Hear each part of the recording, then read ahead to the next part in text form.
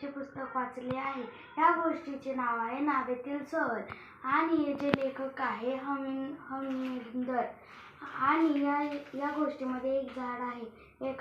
या झाडामध्ये 5 खारुताई राहत असतात आणि एकाच खारुताईचे चुलत भाऊ येतो आणि म्हणतो आपण ना नावेमध्ये फिरायला जाऊया. मग खारुताई म्हणते मला पाण्याची खूप भीती वाटते व मला ना पोहता सुद्धा येत नाही.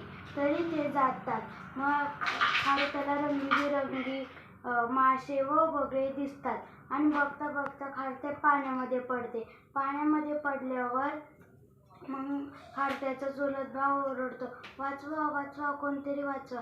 मग तिकडून येऊन बगळा येऊन त्याची लांब मान पाण्यामध्ये टाकून मग अलगद बाहेर काढतो आणि नावेमध्ये टाकतो. नावेमध्ये टाकल्यावर तोंडामध्ये पाणी साचल्यावर ते बाहेर काढतो आणि मग पाण्यामध्ये पडलेली खारुताई एक दिवस जहाजाची खूप मोठी कॅप्टन होती. या गोष्टीमधून मला कळले